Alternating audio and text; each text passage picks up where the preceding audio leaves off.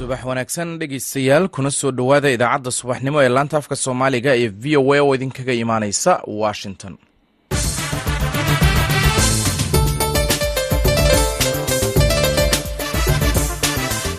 waa aroor khamiisa bisha agostana waa 16 sanadka 2024 waxaad naga dhegaysanaysaan muwjadaha gaaggaaban ee 16 iyo 19 mitirban iyo bogga v o a somali.com. saacadda afrikada bari waa 6:15 aroornimo. idaacadda saaka iyo caalamka waxaa idinla socodsiinaya anigoo ah maxamed bashiir cabdiraxmaan.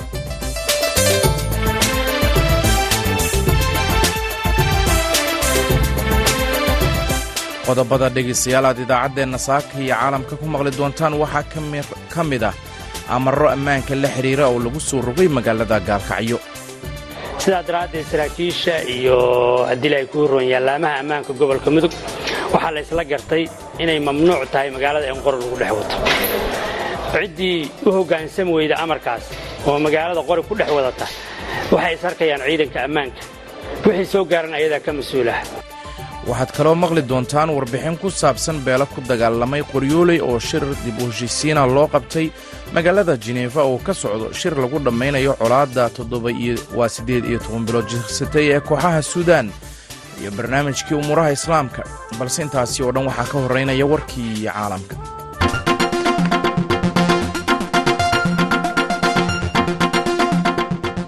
golaha ammaanka ee qaramada midoobey ayaa si aqlabiyad leh ku ansixiyey qaraar qabyo ah oo oggolaanaya in dalalka xubnaha ka ah midowda afrika ay sii wadaan fulinta howlaha loo igmaday ee howlgalka midowda afrika ee soomaaliya admis ilaa 31 disembar. war-saxaafadeed ka soo baxay golaha ayaa lagu sheegay in safiirka soomaaliya abuukar daahir cismaan oo hadlay kadib codaynta uu sheegay in soomaaliya ay sida hadalka loo yiri ay fahamsan tahay sida laga maarmaanka ay u tahay in la kordhiyo qaraarka admis ilaa bisha disembar 2024 si loo xaqiijiyo habsami u socodka baa la yiri howlaha admis ilaa bisha disembar 2024 iyo habsamo socodka kala guurka sida uu ku yiri safiirku hadalkiisa. waxaa kale war-saxaafadeedkaasi ka soo baxay qaramada midoobey lagu sheegay in safiirka soomaaliya uu sidoo kale yidhi nasiib darro waxaan aragnay dib u dhac ku yimid ku dhowaad dhammaan wejiyada dhimista ciidamada admis. sidaas daraaddeed iskoodubridka ka dhexeeya wadamada ciidamada ku yabohay iyo qandaraaslayaasha qaramada midoobey ayaa ugu muhiimsan hanaankan wada shaqayn wax ku ool ah keliyana ma fududaynayso in si badbaado leh oo habsami leh ay ciidamada nabad ilaalintu u baxaan, laakiin sidoo kale waxay yaraynaysaa carqaladaha ka dhalan kara inta lagu jiro marxalada xasaasiga ah ayuu yidhi. waxaa la filayaa in codayntani ay noqoto markii ugu dambeysay ee golaha ammaanka uu ansixiyo qaraar kordhinaya muddada admis ay ka howlgelayso soomaaliya, iyadoo lagu wado in bisha janaayo ee sanadka cusub howlaha nabad ilaalinta soomaaliya uu la wareego howlgal cusub. qaraarkan qabyada ah ayaa oggolaanaya in dalalka xubnaha ka ah midowda afrika ay sii wadaan ilaa 12,626 askari oo tuutaha ciidanka xiran oo ay ku jiraan 1,040 booliis ah inay ka sii howlgalaan ama ku sii jiraan howlaha admis ilaa 31 bisha disembar. dhexdhexaadayaasha caalamiga ah ayaa ku cadaadinaya israa'iil iyo xamaas inay xabajoojin ku soo afjaraan dagaalka ka socda khaza, kaasi oo ay ku dhinteen in ka badan 40,000 oo qof oo falastiiniyiina. wadahadallada xabajoojinta ah ayaa ka furmay caasimadda qatar iyadoo ay socdaan dadaallo ballaaran oo diblomaasiyadeed oo caalami ah oo lagu doonayo in lagu qaboojiyo xiisadda soo korortay tan iyo dilkii hogaamiyaha xamaas ismaaciil haniya ee lagu dilay gudaha caasimadda tehraan. wafdi ka socda israa'iil ayaa ka qaybgelaya wadahadalka dooxa, kaasi oo sidoo kale uu ka qaybgelayo agaasimaha hay-adda sirdoonka maraykanka CIA William Burns. balse cusaama xamdaan oo ah sarkaal ka tirsan xamaas ayaa sheegay in kooxdu ay ku biiri doonto wadaxaajoodyada aan tooska ahayn haddii israa'iil ay samayso ballanqaadyo cusub. xamaas ayaa dalbatay hirgelinta qorshaha xabajoojinta iyo isdhaafsiga maxaabiista ee ku qeexan hindisihii uu madaxweynaha maraykanka Joe Biden soo saaray 11 bishii May. warkii dunidana dhegeystayaal waa naga intaa.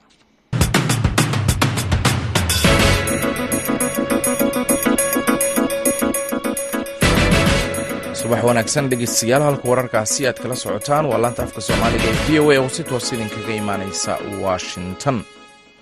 kulan magaalada gaalkacyo ay ku yeesheen saraakiisha sarsare ee ciidamada Puntland iyo guddiga amniga gobolka Mudug ayaa laga soo saaray go'aamo looga hortegayo arrimaha amniga darrada hubka iyo muqaadaraadka. warbixin umuurtan ku saabsan waxaa magaalada Garowe ka soo diray Nuux Muuse Birjaab. shirka saraakiisha oo ka dhacay magaalada Gaalkacyo kuna saabsanaa arrimaha amniga magaalada Gaalkacyo ayaa yimid kadib codsi ay dadweynaha u gudbiyeen madaxweynaha Puntland Siciid Cabdullaahi Deni oo maalmihii ugu dambeeyay ku sugnaa magaalada Gaalkacyo sida ay saxaafadda u sheegeen saraakiisha. taliyaha booliiska Puntland Muumin Cabdi Shire ayaa sheegay in ciidanka ay qaadayaan tallaabooyin lagu sugayo amniga magaalada lagagana hortagayo muqaadaraadka iyo hubka lagu sito magaalada gudaheeda oo abuuraya amni darro sida ay tilmaameen. dadweynaha magaalada Gaalkacyo annagoo ka codsanayna inay la shaqeeyaan ciidamada fuliyaan si degan awaamiirta cusub oo lagu mamnuucayo hubka, daraagiska, waxyaalaha sharci darrada oo dhan inay ciidamada kala shaqeeyaan, xogta siiyaan, u dhaga nuglaadaan wixii qaladaada oo ciidamada dhinacooda ka yimaadana ay yimaadaan barta hogaaminta oo saldhigga dhexe ah halkaas oo insha Allah wax laga qaban doono. waxaan ugu baaqaynaa mar labaad iyo mar saddexaad dadka qaladaadka ku jira inay ka waantoogaan, inay ciidamada isu dhiibaan, dambiilayaasha baxsadka oo eeriyada ka dhow dadku inay ku hagaan ciidanka dawladda sidii loo qabto. guud ahaan shirku intaas buu ku saabsanaa laga bilaabo caawa oo ah dabayaaqada 15 maanta howlgalku wuxuu ka bilaabanayaa magaalada Gaalkacyo waxaana suuragal inuu ku fido soonaha ku dhow oo dhan.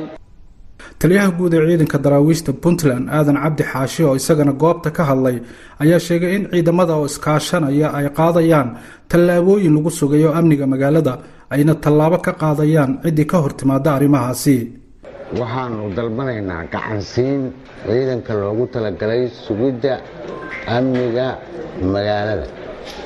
ciidamada aan howlgalka ku jirin inay ku gacansiiyaan oo hubkooda magaalada ka xafitaan, dadweynuhuna la shaqeeyo, dadka fidnawalayaasha ah, dadka argagixisada ah, xukuumanayaasha baxsadka ah inay ciidamada u soo tilmaamaan oo la shaqeeyaan. ciidamada gacan wanaagsan iyo shaqo qurux badan inay ku hagaan. waxaan u xisaaray saraakiil khibrad u leh shaqada loo diray. waan ku kalsoonahay in ay ammaan yihiin, awaamiirta dawladdana ku shaqaynayaan. marka dadweynaha ku nool magaalada Gaalkacyo iyo nawaaxigeeda waxaa laga codsanayaa ciidankaas inay kula shaqeeyaan serviceka ay u hayaan. wixii wax tabasho ah waxaa la keenayaa xarunta uu jananku tilmaamay oo hoolka saldhigga dhexe oo saraakiisha hogaaminaysa oo heeganka oo ah 24 saac ay fadhido baa la keenayaa. lambarada heeganka la qaybinayaa. arrintaas baanu ka codsanaynaa dadweynaha ku nool Gaalkacyo. gudoomiyaha gobolka Mudug Faysal Sheekh Cali ayaa isna dhankiisa sheegay in dalabka howlgallada uu yimid kadib markii ay u muuqdeen tallaabooyin abuuri kara amni darro, waxaana uu intaasi ku daray in ay mamnuuc ka tahay gudaha magaalada Gaalkacyo ku dhex qaadashada hubka. waxaa halkaas looga wada hadlay mashaakilaadka ugu waaweyn oo hadda magaalada ka jira oo loo baahan yahay gacan in laga siiyo oo la xoojiyo. shirar badan oo soo daba socday oo madaxweynaha dawladda Puntland Siciid Cabdullaahi Deni intii uu yimid ba socday oo ku la xiriiray xoojinta ammaanka iyo adilaahay ku roon yahay sidii magaalada loo xasilin lahaa. waxaa ka soo baxay go'aano kala duwan. go'aanadii qaybo ka mid ah halkan ku falanqaynay. waxaanu isla garanay xanuunka ugu weyn oo magaaladan haya inuu yahay niman magaalada qoryaha isaga xaragoodo magaalada qoryaha ku dhex wata iyo ciidan aan howlgal ku jirin oo laftigooduna qayb ka ah oo dhar shacab qaba oo aan la kala garanayn inay shacab yihiin inay ciidan yihiin. marka la isu yimaadana lagu andacoonayo ciidan baana. sidaa daraaddeed saraakiisha iyo adilay ku roon yaalaamaha ammaanka gobolka Mudug waxaa la isla gartay inay mamnuuc tahay magaalada in qor lagu dhex wato. ciddii u hoggaansan weyda amarkaas oo magaalada qori ku dhex wadata waxay sarkayaan ciidanka ammaanka. wixii soo gaaran ayada ka mas'uulaha. waxaa la rabaa inaad qoryaha iska dhigtaan, sharciga u hoggaansantaan, kala dambeyn yeelataan, magaalada laga daayo fawdada, cid kasta oo ciidanka isku hortaagta ciidanku waxay amar u qabaan inay tallaabada ku habboon ka qaadaan sidaa daraaddeed adiguna ha isdilin shiddo kalena ha abuurin qorigaagana gacantaada iyuu ka bixin walaalow qorigaaga gurigaaga dhigo haddaanan gurigaaga kuugu imaano qoriga aanan gurigaaga kala soo bixin baad nasiib leedahay qorigaaga gurigaaga dhigo dadka kale oo odayaasha ah ama dhallinyarada ah ama habka beeleed u abaabulan oo haddii ama tuug la qabto ama qori la qaado soo daba ordahayo haddeertaan baa waxaa la rabaa qoryihiina inay ceshataan annaga ninkii ka daba yimaada qori la soo qabtay iyo nin qori wata isagana waa ku daraynaa waxaan u arkaynaa argagixiso waa kii soo dhiibay hadalka saraakiisha ayaa imaanaya xilli dhowaan ay xabsiga magaalada gaalkacyo ka baxsadeen maxaabiis ku xukunnaa dil oo ka tirsanaa al-shabaab kuwaasoo qaar ka mid ah aan weli la soo qaban kadib baxsadkooda horeyna ay maxkamad ciidan ugu xukuntay dil. nuux muuse birjeeb, VOA, Garowe.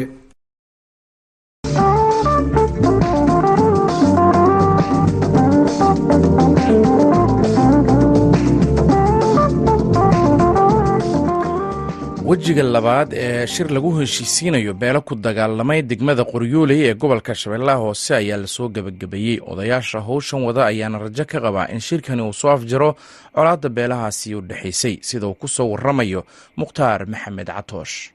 qodobada lagu heshiiyey waxaa ka mid ah in la hirgeliyo xabad joojinta la dhex dhigay ciidamada beelaha dagaalamay ciidamada inay ku kala sugnaadaan goobaha loo cayimay iyo in laga wada hadlo dadka ka dhintay dhinacyada dirirtu ay u dhexaysay. suldaan warsame caliyow ibrow oo ah ugaaska guud ee beelaha dega koonfur galbeed qaybna ka ahaa kulanka ayaa VOA ugu warbixiyey kulanka dib u heshiisiinta iyo waxyaabaha looga hadlay. dib u heshiisiintii wadahadaladii waxaa ka soo baxay in lagu baaqo xabad joojin degdeg ah degmada qoryooley xabad joojin ay dhacdo kadibna anigoo guddi ka kooban wejiga koowaad ayadoo socota guddi ka kooban odayaasha dhaqanka labada beelood wasiirka arrimaha gudaha koonfur galbeed iyo wafdi hogaaminayo ayaa waxaan degmada qoryooley muddo waxaa soo joognay 8 casho si xal waara looga helo arrimaha iyo dhibaatooyinka meel kasoo noqday dagaalada waxaa jirtay dib u heshiisiin hore loo sameeyey ee maamulka gobolka shabeellaha hoose taliyaha qaybta booliska koonfur galbeed ay sameeyeen dib u heshiisiintaas waxoogoo qabyo ahayd oo aan dhamaystirnayn iyo ballame iyo heshiisyo oo ay beelaha qaarkood kala tirsanayeen marka maadaama intaas ay jirtay ayaan waxaan ku dadaalnay in odayaashii laisu keeno dhaqanka laisu keeno dhalinyaradii dhiigooda la kala badbaadiyo ilaah baa kala badbaadin kara basically horta waxay ahayd arrinkaas haddana waxaa la isugu yimid labaad waxay ahayd maanta la isku afgartay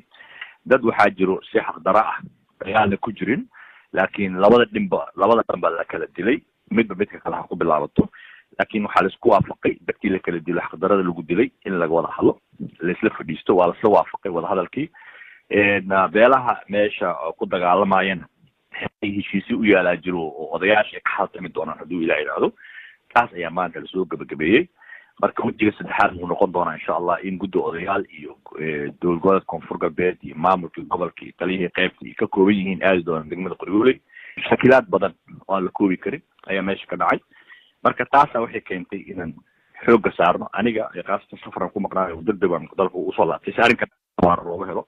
dhalinyaro badan oo 2 beelood ah way ku dhinteen meesha si aan munaasib ahayn oo la avoid gareyn kari laga hortegi kari laakiin dad ka faa'iidaysana arrimahan oo gacmo badan ay jiraan oo aan ku aaneynayna xataa in waxyaalaha meelaha ka bilaabdaan u malaynayno allahu aclam laakiin in dad kale ay ka dambeeyeen laakiin eed u weyn la saaraya labada dhinac inay ka faa'iidaysteen dadka nabadiidka ah ay dadkii ka shaqeeyeen inay isku diraan magaaladan waa magaalo 9 sano lasoo dhaafay ee labadan beelood gacanta ku hayeen oo ciidamo SNMaysan joogin ayaga gacanta ku hayay side by side bay ahaayeen isku meel bay ku wada noolaayeen ciidamo admisaa joogay waa dad hal meel difaac u wada jiray marka shaydaan baa ka dhex shaqeeyey dhib baa dhacay marka dhibkaas ayaan ka shaqaynaynay maalmahan. suldaan warsame caliyow ibrow wuxuu kaloo sharaxay sababaha khilaafkooda soo celceliyey beelaha qoryooley ku dagaalamaya iyo rajada ay ka qabaan in xal laga gaaro colaadda soo noqnoqotay. waxaa jira deegaanka aan degan maamulkana ka mid ah ilaa 11 qabiil ilaa 12 qabiil ah waxyaalaha aan ku guulaysan waxaa ka mid ah in qabiil kastoo meesha degan uu xubintiisa helaa xaqna uu leeyahay marka waxaa xaq u leh meeshaas hadda qabaa'ilada Soomaaliyeed 5 beelood baa u wada degaa Soomaaliyeed qola kastana xubin bay ku leedahay qola kastana position ay ku leedahay qolo kastan way taqaanaa positionkeeda marka qolooyinka hadda isku dagaalaya markaan sii sharxane waa reer jiido iyo reer garne jiidana xubinteeda way taqaanaa garna xubintiisa wuu yaqaanaa qabaa'ilo kaloo badan oo waxaa degan hawiyaa degan daaroodaa degan digil iyo miriflaa degan beesha sanaadaa degan oo ay meesha wada wadaagaan diraa degan oo biimaalaa meeshaas degan oo habargiraa degan oo xabaalaa degan oo shiiqaalaa degan oo reer afaafaa degan oo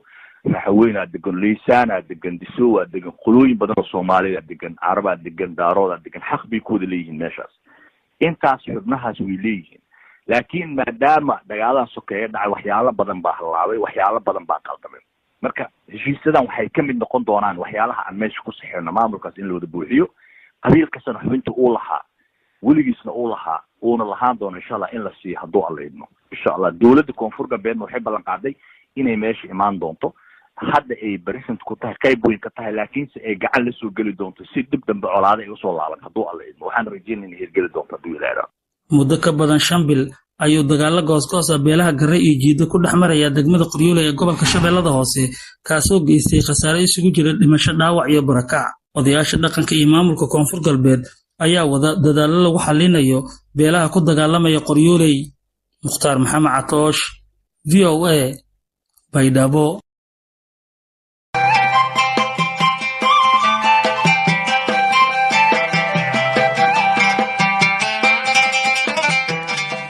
dhegeystayaal weli laanta afka Soomaaliga ee VOA ayaad nagala socotaan oo idinkaga imaanaysa Washington subax wanaagsan mar kale Mareykanka ayaa soo dhaweeyay go'aan ka soo baxay golaha madaxa bannaan ee Suudaan oo muddo 3 bilood ah lagu furay xuduudka Cadre ee Suudaan ay la wadaagto dalka Jaad xilli magaalada Geneva uu ka sii socdo dadaal lagu doonayo in miiska wadahadalka la isugu keeno dhinacyada ku dagaalamaya Suudaan